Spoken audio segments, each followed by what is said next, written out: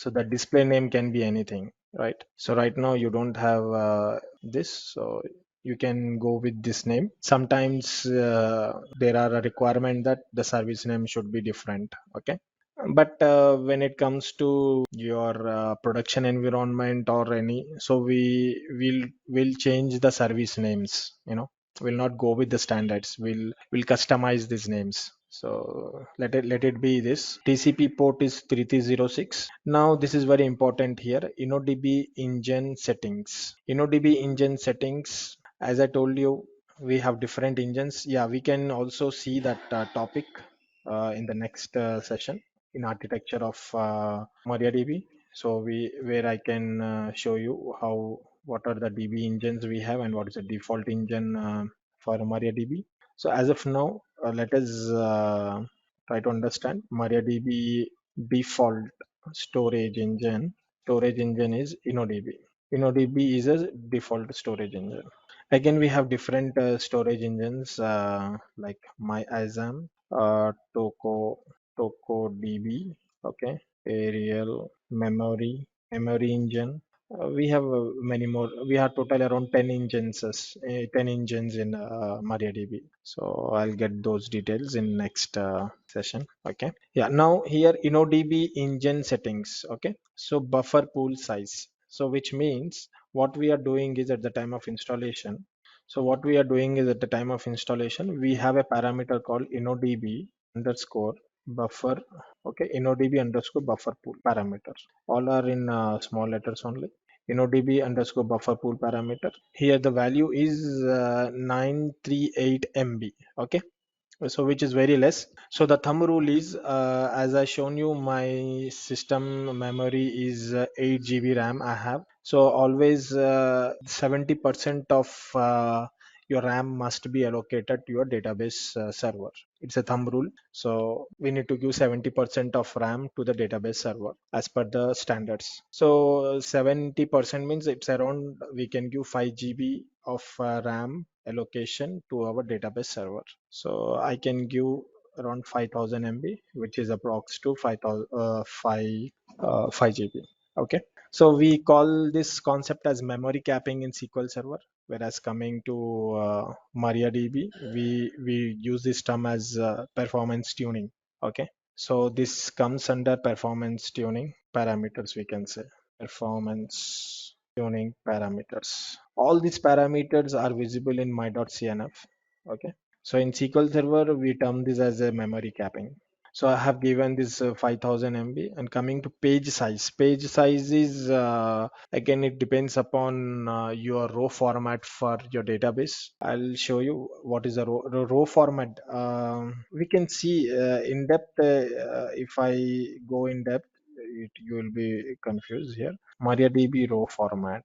Row format. The default row format is dynamic. So row format is something like, I can explain you. We have a file system, right? For SQL Server, we have MDF file, NDF file, and LDF file, right? Okay. So for each table space, we create different MDF files, right?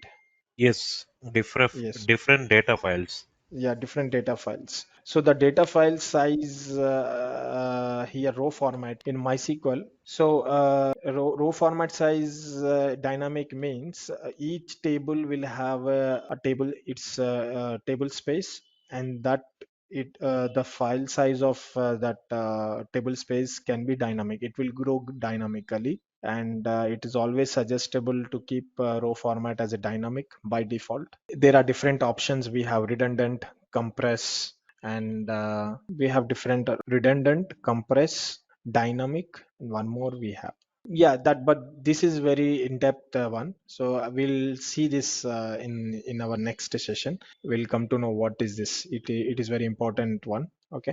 So for now, when you're doing installation, page size is 16 KB. So you can keep up to, if you keep less value also, it will work, but you can keep 32 KB. So for your OLTP operations, so this will be a best size. Okay. Click on next. Now just simply click on installation. It will start installing. Okay. Open the command prompt and check whether you can see SQL is not recognized. Check the services. So here you can see. So it has started. Okay. Go click on properties here. You can check this the path. Okay. See program files bin MySQL. This is what the binaries what I'm saying, and default file MariaDB. Yeah. See in MariaDB you can see my.ini file. Okay. It is very important note here. Configuration files. Configuration files in MariaDB is my.cnf for Linux operating system, and for Windows operating system we get my.ini file. Okay, this is for Windows. So you just right click on properties. You can able to see all these details how it is starting. It is starting with this. Okay, MariaDB system type automatic. Okay, so let us try to log into the database once. Once you install, you will get this MySQL client. Okay, you open this. It is straight away asking for the password. Red Hat, give your password. Red Hat at the red. So now you have logged into your MariaDB database. Okay, the installation is done. If you want to see the port, select at the red port. Okay, this is the command to check your port. The default port is 3306. Okay, show databases. This is a command to check the databases. So we have information schema, MySQL, performance schema, SIS. So these are all the system databases, what we can say. So Yeah, now coming while to, logging, you have given the root password, right? yes, I can also log in from command prompt. I'll show you how to log in. Okay, it's very simple. Open command prompt. As you checked here, properties, get this path, C drive, MySQL, right? Okay, till bin. Okay, copy this. Now you just paste it here. Give full path. Okay, MySQL hyphen is u is nothing but user hyphen p. Okay, Password. hyphen p password. Let's go to this location. Okay, see, we need to set the environmental variable. I hope you heard about environmental variable.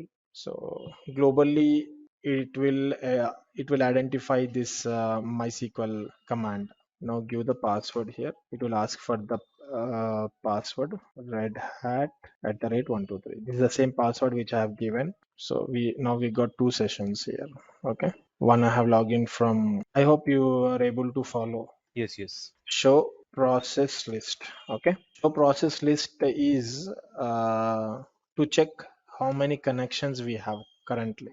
Okay, you can see we have two connections. So this is one connection and this is one connection. So total connections are two connections. Okay, Okay. show process list. This is very important. This is very Yeah. important for it is to, if you want to troubleshoot any, if you get any kind of issues, first of all you need to run this command show process list. To know who all active How users many, on the database. active connections to the database. Now here is a command to, so MariaDB here, show databases to check what all databases we have. Select at the rate port. We can see this is the port number. Okay, yeah. And next is see system databases, information schema, performance schema, SIS, MySQL. These are all system databases. Information schema will have, it has all the information about your metadata of your user databases.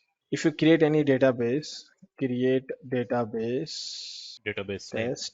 Yeah, create database, give database name test underscore db. Okay, give semicolon.